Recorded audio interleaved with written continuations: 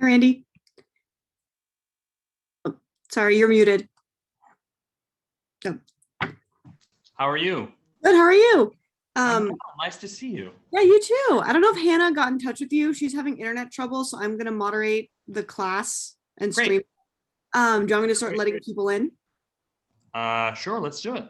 Okay. And do you keep them as do you promote them to panelists at all, or do you just leave them as viewers? It's a great question. I think normally she just promotes them all to panelists, so that I can see everyone. Oh, okay. Each other. So okay. Cool. I'm gonna start the stream right now, and then I'll start letting people in.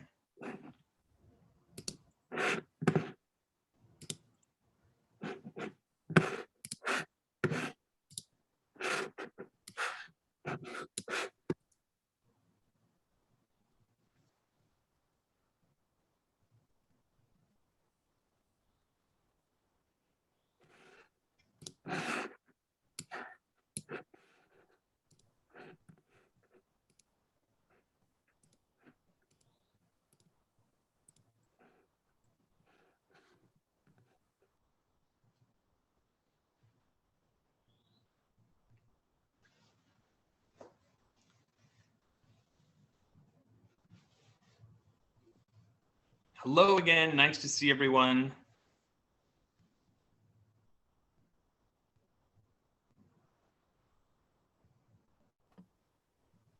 Hello.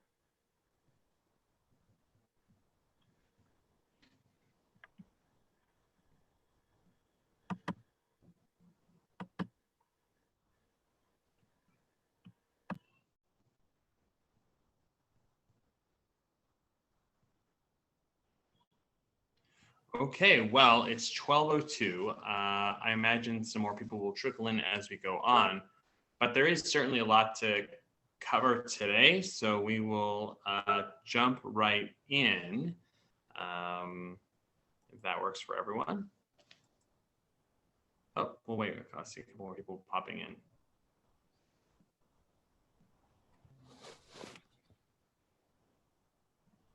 I'm just going to pull something up in my email for later. Okay. So hi, everyone. If this is your first time in the class, welcome. My name is Randy Freed. I have the pleasure of teaching this class with Wilshire Boulevard Temple at Home, a series of classes. Of course, WBTLA is doing all kinds of amazing programming, and I encourage you to not only continue this class, we have a few more sessions to go, Thursdays at 12, to check out all the other activity that's coming from clergy and members of the community. It's pretty impressive.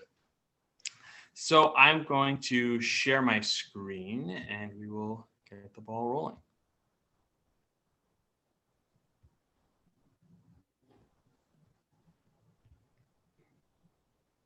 So understanding the Holocaust. In word and deed, Nuremberg laws and the establishment of concentration camps, that's what we're going to be talking about today. When we left off kind of the buildup, talking about a rise of power from just someone spouting off anti-Semitic views and tropes in a beer hall in 1919 to ascending to a political party and the chancellery is where we left off. And things kind of take a very quick turn once Hitler is Chancellor of Germany. And what we see is less than a month after he is declared as a Führer, we see waves of riots beginning against German Jews by the SA, so-called stormtroopers, and the Stahlhelm, which were a nationalist party that started after World War I. These are some of the very same people that were very nationalistic, very anti-immigrant, and some of the very same people that Hitler would preach to as the Nazi Party was first becoming established. So it stands to reason a logical partner in abusing others. What we also see, which maybe perhaps some of you are aware, is that also already in March of 1933, we see the establishment of Esterwagen in Germany, which was a concentration camp. Of course, at this time in 1933, the Nazis are describing the camp more as a protective custody facility. We also see Dachau near Munich open. Dachau actually opens first prior to Esterwagen, but they both are of a similar nature. First, we immediately see the notion of Arbeit macht frei, this notion of work makes free, the idea that you were placed into protective custody for one reason or the other. But if you do work, and reform yourself, quote unquote, then there would be an opportunity to be freed. And believe it or not, in the early years of concentration camps, we did see with some regularity prisoners being released, and we'll get into that. At the same time, though, SS guards, which was the Schutzstaffel, which was the most virulent private guard of Hitler, they ran the camps all the way from the beginning, and they oftentimes brutalized Jews and prominent inmates, as well as summary executions were not uncommon. Eventually, Esterwagen, which was another camp established in Germany, that ultimately gets dissolved in 1936, and the inmates are transferred to Sachsenhausen. But next week, when we talk about the evolution of camps, we will delve into that a little bit more. In April 1st of 1933, now we begin to see, in a very legal way, the ball begin to roll in terms of excluding Jews. And this was known worldwide, and the question becoming, what should, if any, response be from the world?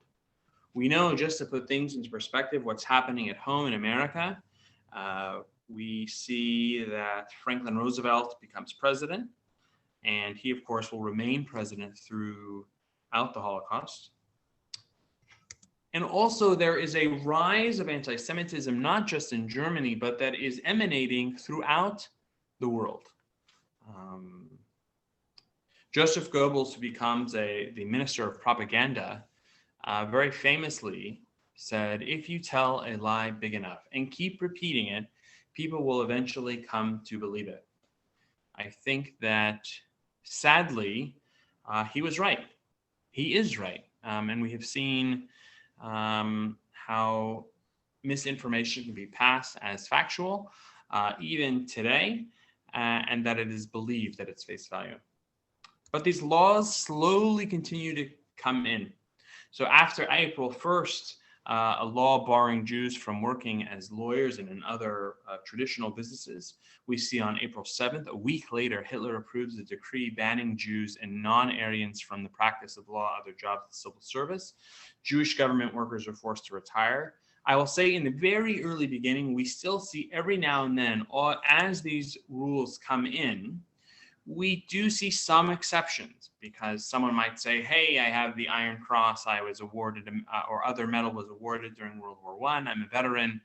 And so in the very beginning, there were points in time where some of the remaining vestiges of government from the era of Hindenburg that are still there allow for exceptions here and there. But slowly we see a roll, or maybe not that slow, we see a steady issuance of laws that are barring Jews from different aspects of society, while at the same time, in the public sphere of whether it's stump speeches by Hitler, whether it is Joseph Goebbels, who's also a dynamic speaker. I hate describing him as such, but he had a way of captivating people. We're going to see a clip of him speaking shortly. And we see slowly, the law, by the way, April 25th, the law for preventing overcrowding in German schools and schools of higher education, which takes effect and restricts Jewish enrollment. It sounds like, at least on the surface, overcrowding of German schools, how wonderful, a law to prevent overcrowding. I will tell you that in America, at the very same time, we saw similar laws that were against Jews and other minorities in America that barred them from participating but the rationale was not that it's bigoted or racist. Rather, it is purely out of as something noble to prevent overcrowding. April 27th, we see kosher slaughter prohibited. Now, at this time in Germany, there's roughly 500,000 Jews living in Germany. To the east, in Poland, of course, there are 3.3 million. And slowly, we start to see more and more rules. So for this is April 27th is the first law that now is having an impact on Jewish observance, so on the observant community within the Jewish populace. And this becomes an ongoing topic of conversation within Jewish newspapers and within synagogues of what's next? What is the next law that we will be prevented from, that will prevent us from doing something? So for example, there were economic sanctions, but it might be, well, there were economic sanctions, but they didn't take everything. We still have our savings, or we still have our pension. I'm not allowed to sit on this bench, which comes later, but at least there are so many benches that I can sit on, then it'll be okay. So we start to see a beginning of conversation with the Jewish community of rationalizing. There's a famous Jewish newspaper German Jewish newspaper, where the columnist says, it's okay to wear a yellow star, you should wear it with pride. But words and laws that are passed slowly turn a corner, and we start to see more actions. It's not just riots that are happening and random acts of violence. We start to see more and more a movement of a whole people. And so with that, I want to share this clip. This is from May 10th, 1933. 100 days after Hitler legally becomes Chancellor of Germany, more than 20,000 books are burned in the Open Platz, which is the Opera House, and it's right next to the University in Berlin. By the way, this is not the only site of book burning that happens in Germany on the night of May 10th. This happens at universities, which that in of itself seems mind-boggling. But book burnings that happen all across Germany, mostly at prominent universities throughout the country. You have large groups of people gathering and burning books. Books, worth noting that they are burning books, in fact, that are not even necessarily by Jews. And let's watch this video. This is from the British press. In Berlin, wie in anderen Universitätsstädten Deutschlands, wurden undeutsche und unsittliche Bücher von den Studenten eingesammelt und öffentlich verbrannt. Der Scheiterhaufen auf dem Opernplatz in Berlin.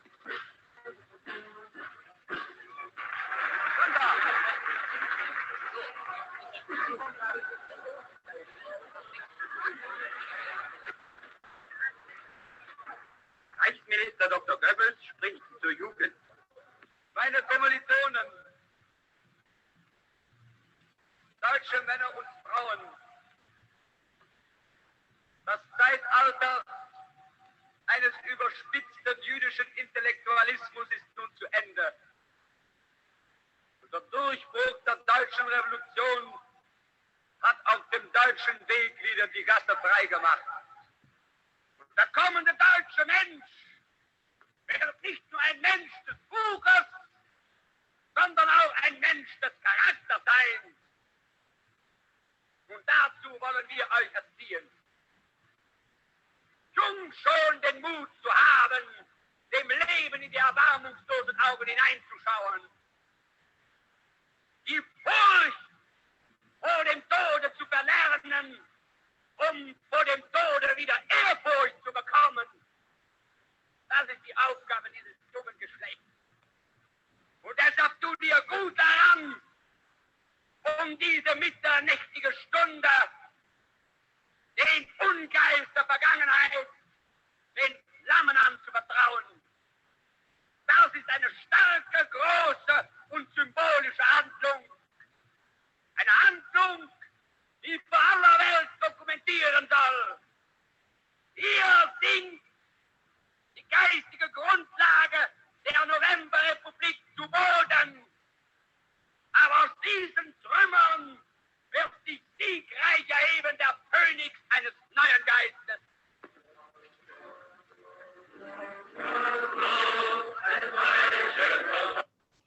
So just to give you a sense of what he said, and it's actually, side note, I never thought that I would take German in high school. Spanish classes were full, but I ended up taking 4 years of German in high school and in college.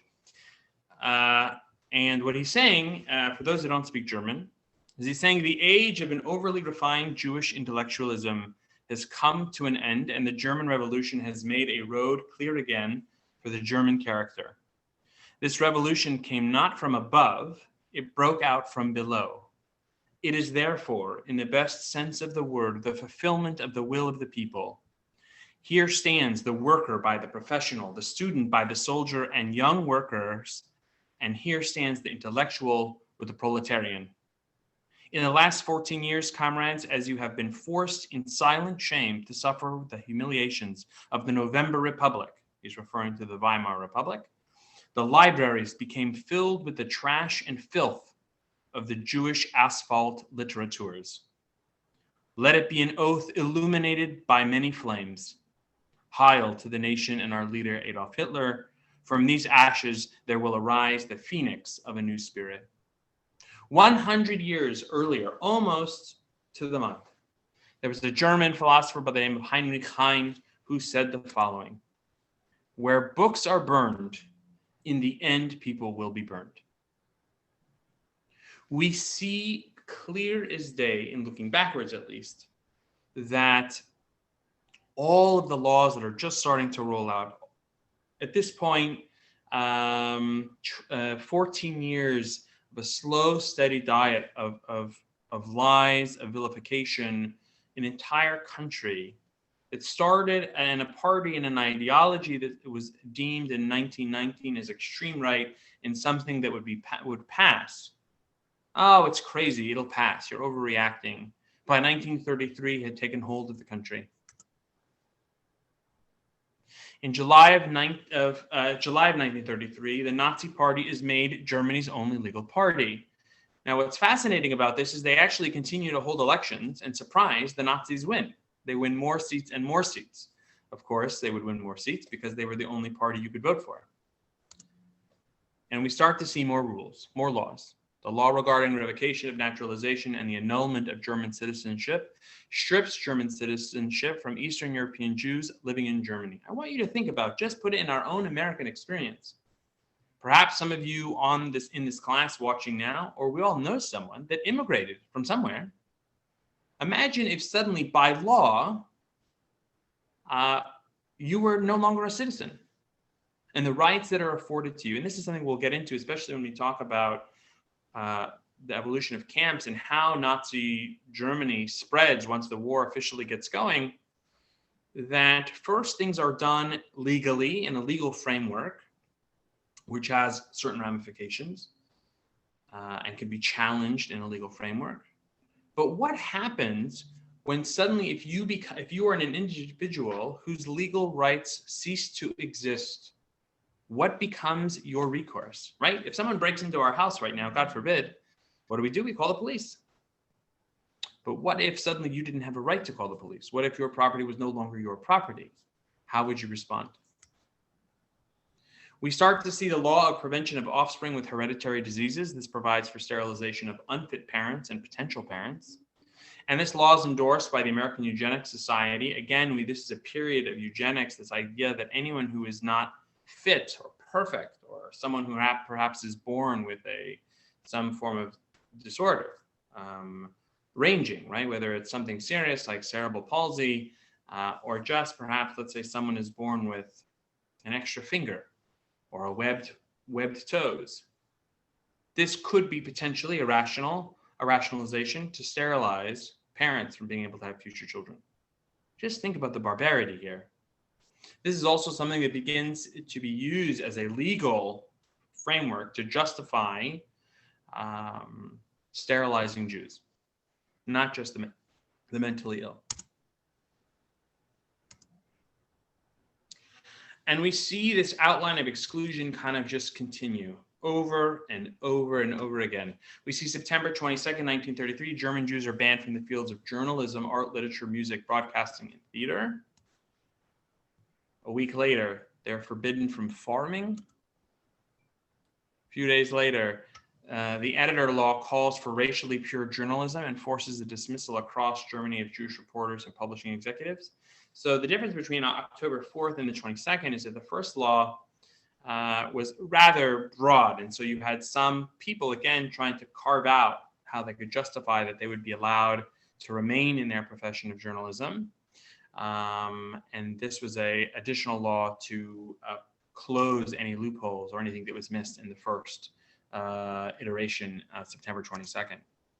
November 24th, we see the German law against dangerous and habitual criminals, which allows for compulsory castration of hereditary criminals. This was the notion that, for example, if your parent had committed a crime, then perhaps it's hereditary and you should be castrated for it.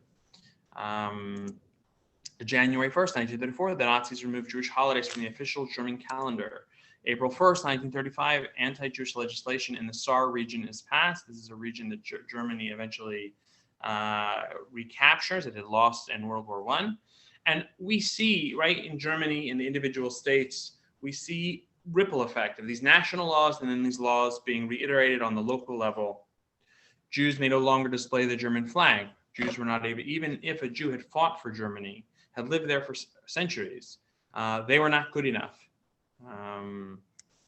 May 31st, 1935, Jews are banned from the German armed forces. And we see, if you look at the dates, and by the way, I'm cherry picking. There are other rules or lesser rules in between these, but these are some of the major ones that happen.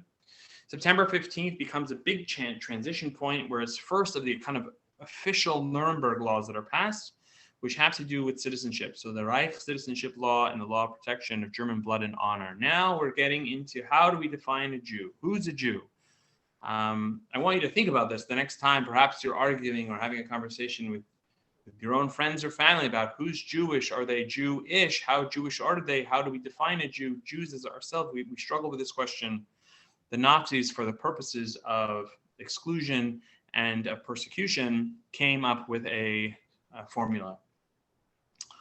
And so Jews suddenly are thrust back as if prior to the time that they were even emancipated.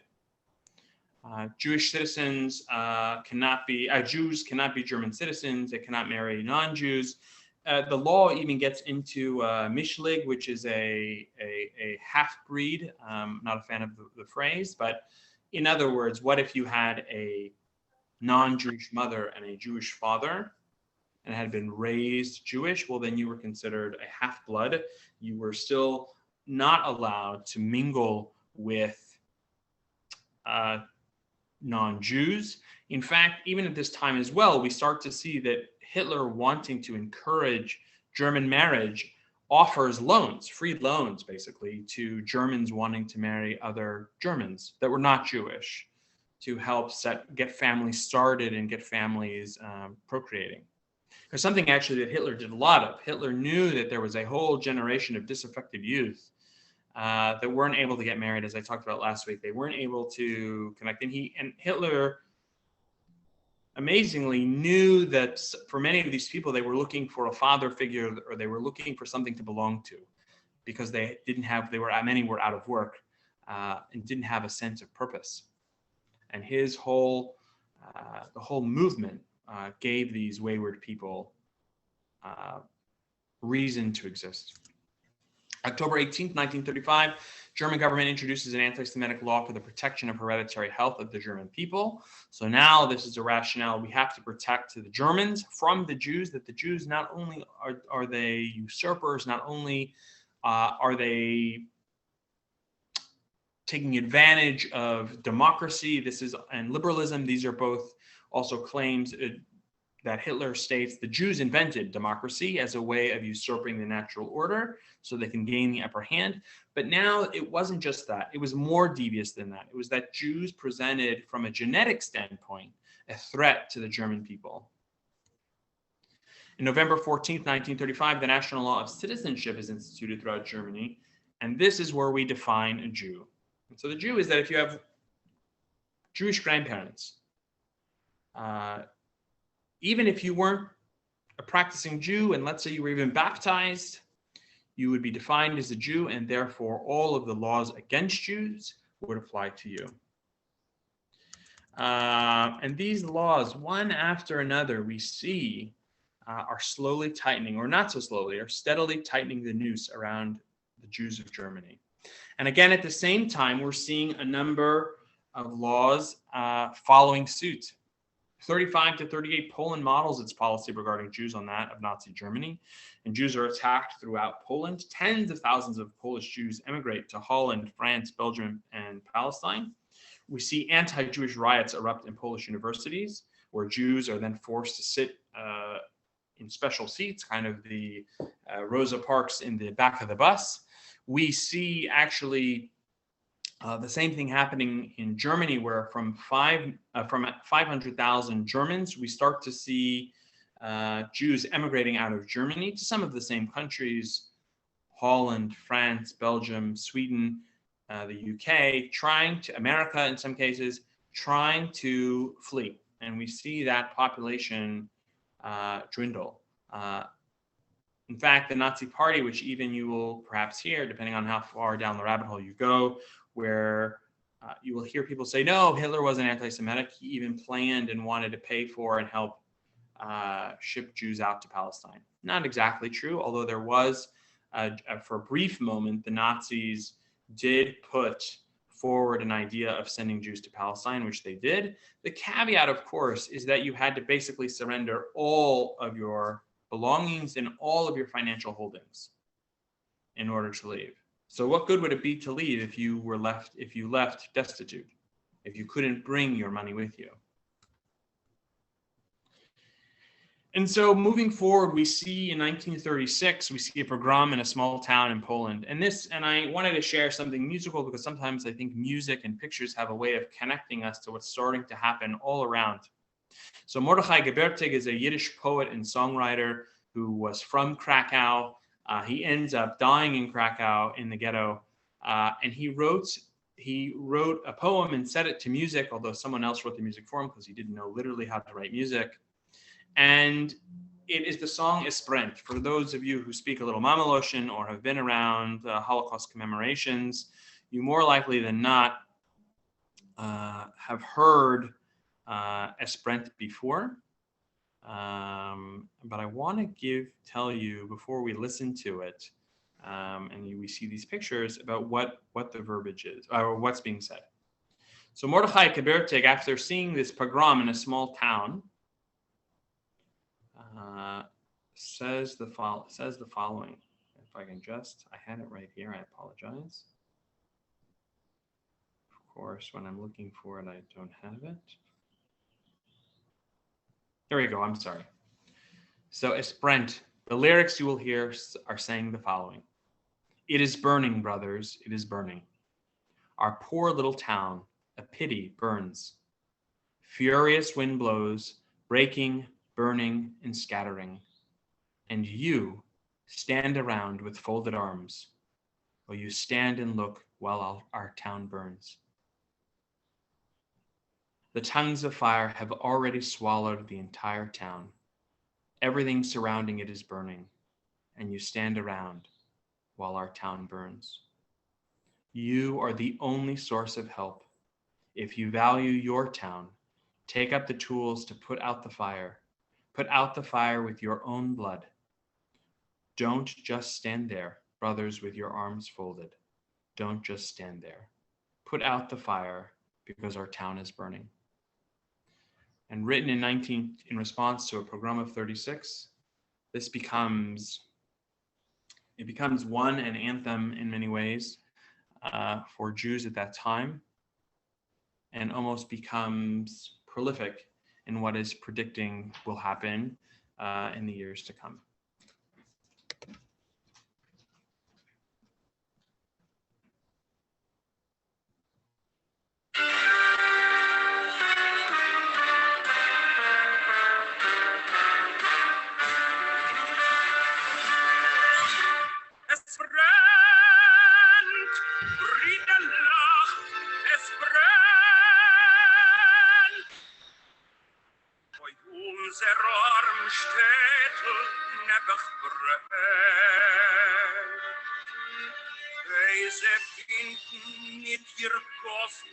reißen, brechen und zerflossen, starker noch die wilde Flammen, als herum schon brennt. Und ihr steht und guckt, was soll sich mit verlegte Hand. Und ihr steht und guckt, was soll sich unser Städtel brennt.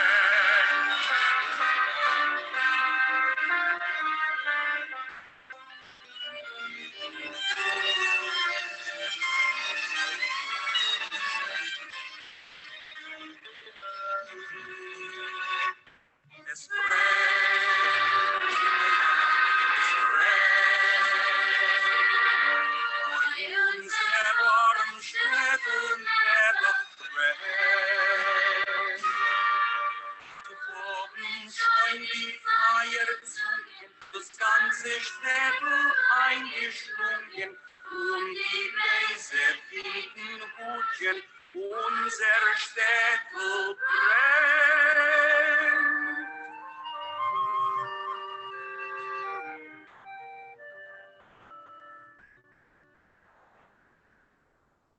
Und ihr steht und guckt, da soll sich mit verlegte Hand. Und ihr steht und guckt, da soll sich unser Städtel brennt.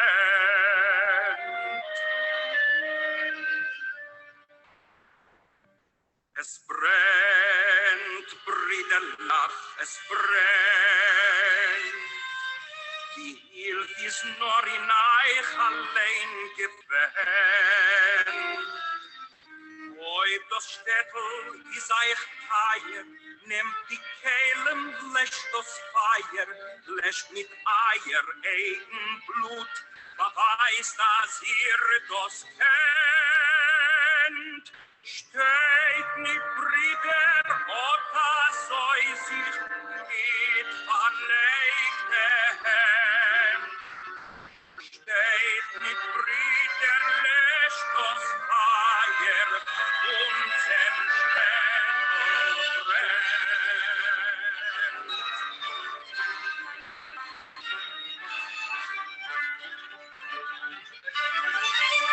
Es brennt, es brennt, es brennt.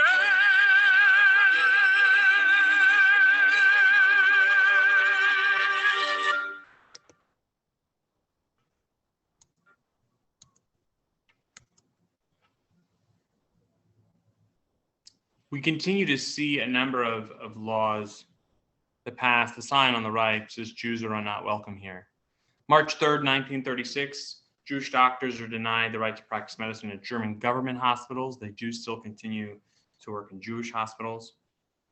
In 36, a 25% tax is imposed on all Jewish assets in Germany. Sachsenhausen opens its doors. Sachsenhausen is considered a model concentration camp that next to Berlin. There's also a camp where female guards are trained on how they will deal with female prisoners. Spring of 37, those Jewish merchants that were still in business lose their business. July, Buchenwald concentration camp opens. By 38, of 500,000 Jews in 33, about 200,000 emigrate by the end of 38. January of 38, Dachau opens. May of 38, Flossenburg opens. These are all concentration camps around Germany. June 9th, 1938, the main synagogue at Munich is burned to the ground by the Nazis. And again, imagine if we have an emergency, who do we call? We call the fire department. The fire department, when the main synagogue in Munich burns, comes and is there to ensure that no other building is set on fire, while this fire is allowed to burn. Europe was full of great synagogues. It is one of the reasons why, as a community in Los Angeles, Wilshire Boulevard Temple is so special. Rabbi Magnin was inspired by some of the great synagogues of Europe when Wilshire was built. And just imagine, God forbid, but such a prominent, beautiful, historic synagogue of all the simchas that are celebrated there, all of the community moments, from the big ones to the little ones, and watching that burn to the ground. June 15th, 1938, throughout Germany, any Jew previously convicted of a crime, including a traffic offense, is arrested and sent to a concentration camp, in most cases. Neuengamme concentration camp also opens. And as many people say, and I wanted you to hear, unfortunately, Marian Chersky couldn't be with us. I mentioned him last week. He's a survivor of Poland. He's 94.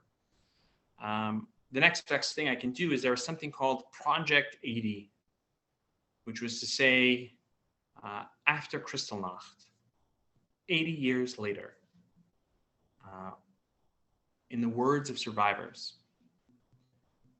what do they remember, and what is their message? So this was recorded in 2018. I thought we would give this a watch.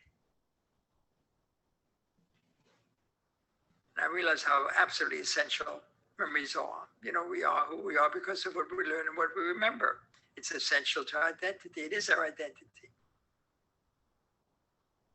Up until 1938, we had a comparative freedom. In other words, we were able to go to restaurants, we were able to go to the movies, we were able to go to the theater. We had German and, or I should say, Jewish and non-Jewish friends. And for many, many years, I was not aware that I was different.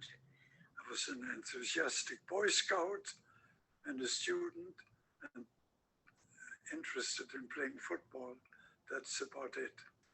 And privately, I took French lessons and piano. Not with great success, but I had a wonderful childhood. I had a grandmother all to myself. I had 13 dolls. I had roller skates. I went to a private school from 1930 to 33, called Weinholze Privatschule, and where the teachers were called aunt and uncle. And it was a mixed school, boys and girls, and non-Jews and Jews. I was proud to be a Jew. And when we had to wear the Jewish star, I would never hide it. I was proud. I said, everybody knows I'm Jewish. Then there came a day, I don't remember any discussion beforehand, when I was told that I could no longer go to that school. Teachers on in the corridors, for instance, we had to greet them by raising our hands and saying Heil Hitler. I had a German girlfriend whom I adored. She was everything I was not. She was slim. She had long hair. She wore glasses. And one day, my mother picked us up someplace, and she raised her elegant, thin arm and said, Heil Hitler, Frau Salinger. There was a billboard, so in the center of town, ironically, it was placed right across the street from the synagogue in town. And on it, every week were placed pages from a Nazi newspaper called Der Stürmer. And of course, the pages that were shown always showed caricatures of, in addition to articles, caricatures of Jews, which were, for want of a better word at this time, comic because it was so exaggerated. Everything they took away from us. So my father would say, let them have everything. The life they would give us, life they wouldn't take from us. We didn't really think that would happen in Austria. Hitler invaded on the 12th of March, 1938. And the next thing I remember very vividly is the stormtroopers marching down the narrow street that was at the side of our apartment building. That Nazi march, the sound of the boots on the ground can put the fear. And we heard on the radio, which we listened to with earphones, how in 200,000 people in Heldenplatz welcomed Hitler with the most amazing enthusiasm you could imagine. And after the Anschluss, everybody was soon aware of a wave of arrests that took place of anyone who could conceivably oppose the Nazis. And all of a sudden, they fired all the Jewish assistant associate professors. There's a chance for you to move up. So this was fantastic for the non-Jewish academics, and they took full advantage of it. The difference of feeling now to my last period in Vienna, when you couldn't walk on the street without dread of something. This total insecurity of the surrounding population that proved themselves untrustworthy. She said, let me write to the cousins. So he said, all right. She wrote to the cousins, and by return mail, we had the affidavit for four people, and that's what saved us our lives. I mean, America did not exactly make it easy. That's a myth. The open arms of the Statue of Liberty. I think that's unfortunately not true. Wasn't true then, and it's not true now.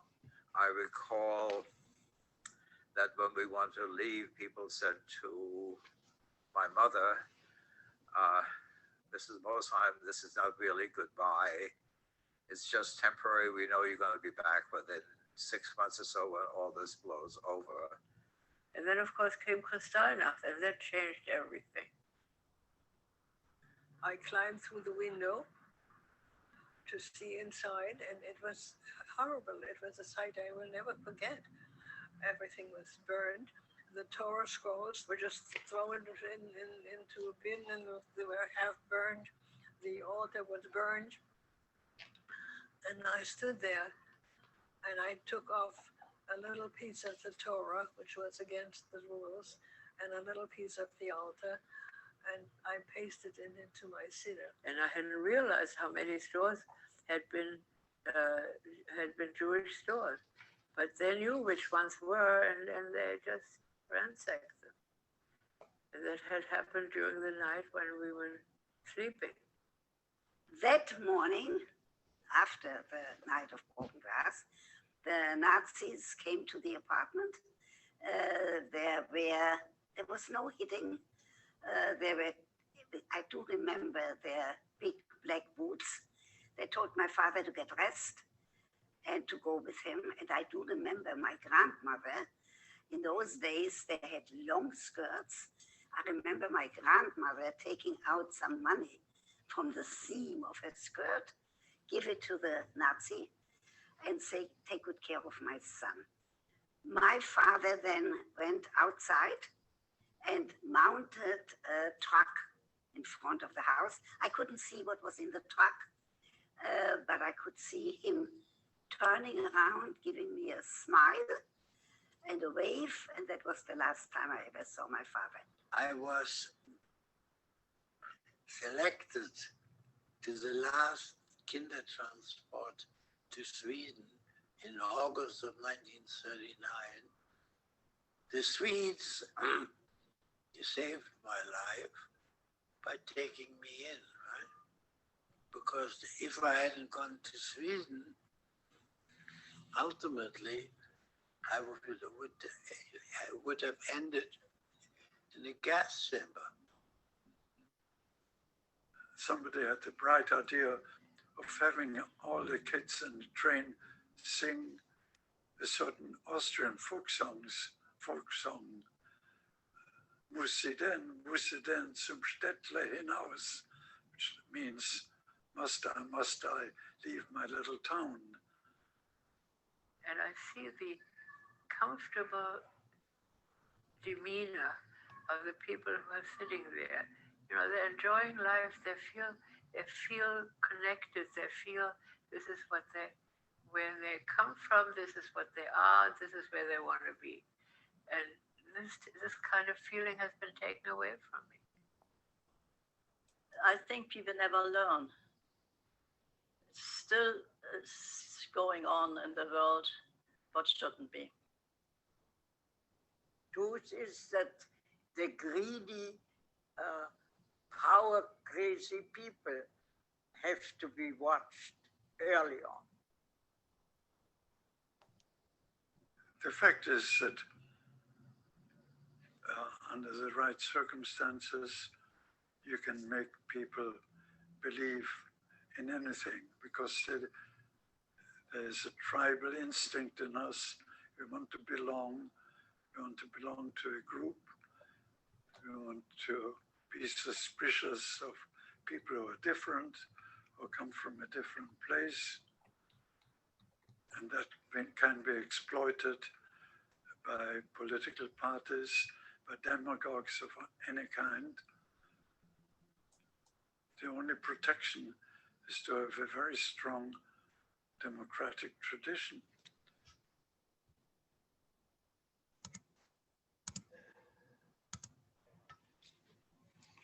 So with Kristallnacht, it certainly sets the way to change everything.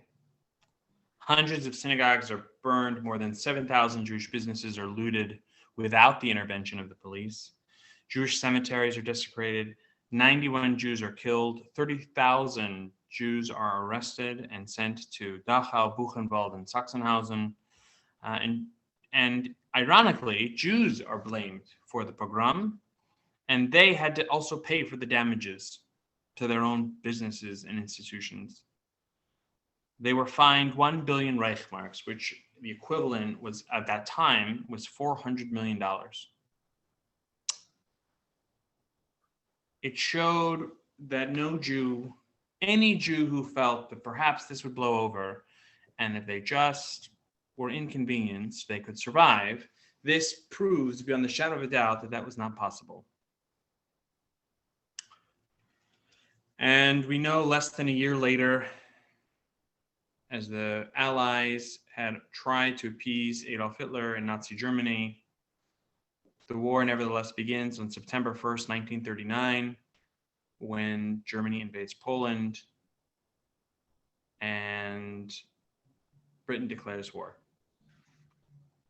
Between 1933 and the beginning of the war, over 400 laws are passed against the Jewish people of Germany. Multiple concentration camps are opened.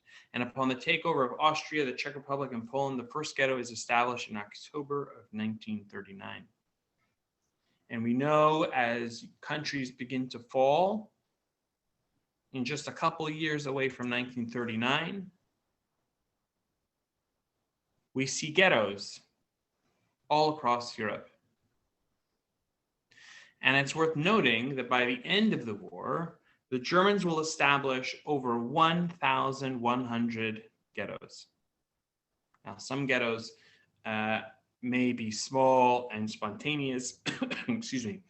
The United States Holocaust Memorial Museum would tell you that a ghetto could be taking a group of Jews and locking them in a beer cellar. And of course, we know the bigger ones, the most notable being Warsaw. And there's something that begins to happen. If we look at this map, we will see Greater Germany. We see the general government and under German occupation. And the dark brown in the middle of the map is Poland.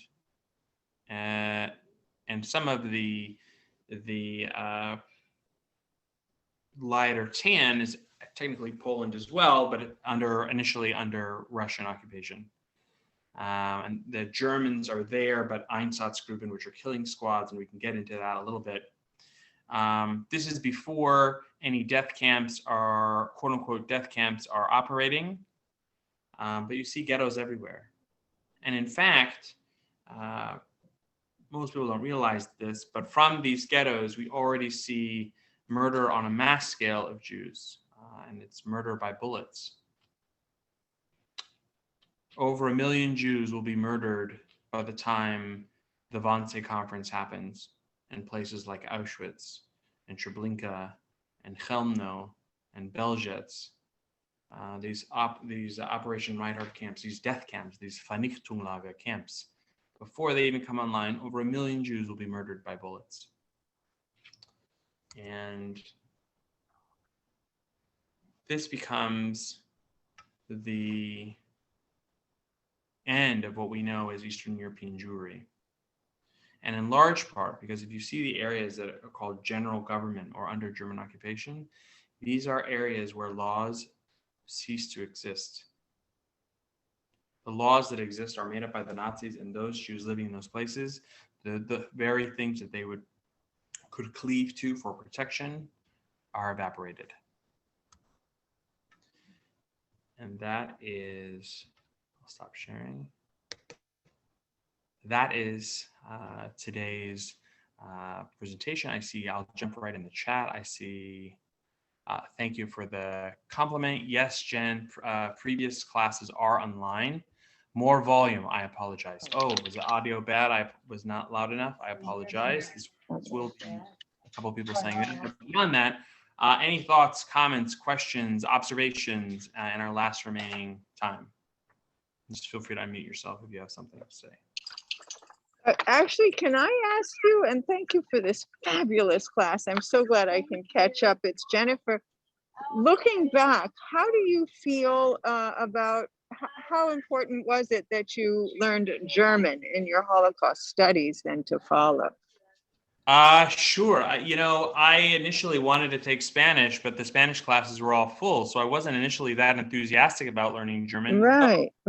Though Yiddish, my grandparents spoke Yiddish. I have one remaining aunt still alive in her 90s who speaks fluently in Yiddish, and she's always breaking my teeth and telling me I need to speak more. But I was, because there are some, believe it or not, there are some archives all the way today that are still being discovered that were lost to time in former East Germany, and they have to be translated. So it's fascinating to look at that stuff. I'll tell you, even in an apartment building, not to do with German, they were just excavating one of the few remaining pre-war tenement buildings in Warsaw to build a new residential tower. So they demolished it. And what they found under the building was an underground bunker that they didn't know existed. And in that bunker, they found 10 pairs of tefillin. Oh my gosh. Years later. And so, right, the past continues to throw stones to the future is one of the things that I said in the first class. And we learn, and this was clearly a place of Jewish resistance in Warsaw, and 80 years later, we're still seeing these remnants. So, yes. The question: what other groups of people were also annihilated, i.e., Catholic? This is a great question. Why do these groups not own this history for all to know? That's a good question. I think it really depends on, Nan. I think it depends on who were. I mean, there were a lot of other groups. There were the Sinti and the Roma were absolutely targets of Nazi Germany. Homosexuals were targets of Nazi Germany. There was some Catholic clergy, but actually in the beginning, we actually see a greater protest by the Lutheran Church, not the Catholic Church. The Lutheran Church actually takes a very strong stance against the Nazi Party. And initially, when there are boycotts of Jewish businesses in Germany, and actually there was not a whole lot of interest in boycotting German businesses in the early 30s, we see the Lutheran Church take a very bold stance against. The Catholic Church, on the other hand, was somewhat mute on the subject, although we see later, once everything kind of takes a shift into industrial extermination of people, then we see there are Catholics that do go to concentration camps. In fact, in Warsaw, as a classic example, there is a church that ends up a Catholic church that ends up being and operates through the entire war inside of the Warsaw Ghetto. And this church, while initially being run by a very anti-Jewish Polish nationalist priest, he, by the end of the war, is saving Jews and smuggling them out of the ghetto. Why don't they own their history? I think it's maybe not necessarily as personal, and it's a big broad brush question. So I don't even know if the generalization is accurate. But I would perhaps suggest that maybe it's because the Sinti and the Roma, although gravely persecuted by the Nazis, were not the primary target of the Nazis. The Nazis were not running around with a popular chant saying, if Jewish blood is spilled, twice will go as well, which was a common refrain of German SS troops in the 1930s, running around Germany beating up Jews. If someone was a homosexual, yes, they were persecuted, yes, they were murdered, but Germany was not, even towards the end of the war, as it's clear Germany is ending the war, Germany wasn't looking to put as many gays on a train to murder them as they were with Jews. That's the whole story of the Hungarian population, Hungarian Jews, I should say. Once the Hungarian government is about to switch sides because they know they're losing, that's when the Nazis more forcefully take over and begin. And that's in the middle of 44. So we're talking less than a year before the war ends. We see that big sudden shift to kill the Hungarian Jewish population. It wasn't a primary target. Small matter of interest. I was born in Germany post-war, but Germany's state does not recognize me as a citizen. Oh, that's interesting. I'd be curious to talk to you more about that, Eric, offline. My father and uncle were taken to Sachsenhausen on Kristallnacht. He was there for 6 weeks. My parents left.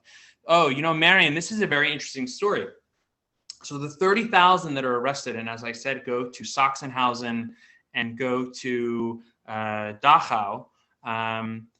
It is one of the few times that we see two things. One is that we see a mass release of prisoners from concentration camps. And it is largely because the other fascinating thing that wasn't that common in the 1930s anywhere is women. There were mass protests of women against the German government. Now remember, Germany has all these crazy laws, but it's still a system of laws. And there is massive protests in Germany by women in Berlin. A number of non-Jewish women that happen to be married to Jewish men that make a big stink politically and are protesting and saying that our husbands, our fathers, these prisoners need to be released. And it is the one and only time where I would say where we see a significant en masse release of Jewish prisoners from places like Sachsenhausen. And then your parents left in December for Shanghai. Well, God bless your parents for making it to Shanghai. I'd love to hear more of that story.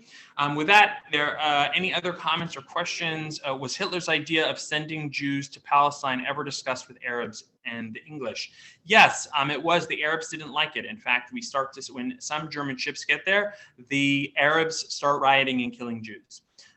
We also know, of course, that the Grand Mufti of Jerusalem had met with Adolf Hitler and was aligned with Adolf Hitler. If you think about what's happening in that region, you have the birth of pan-Arab nationalism, and that all of the Middle East belongs only to Arabs. And so the notion that Jews from Europe, although having a religious connection, were suddenly going to be brought there was anathema to their nationalist interests. And the English, Chamberlain was interested in not having a war. And we all know, of course, right, the famous, I just came from meeting Herr Hitler and peace in our time, waving a piece of paper, which we know is false.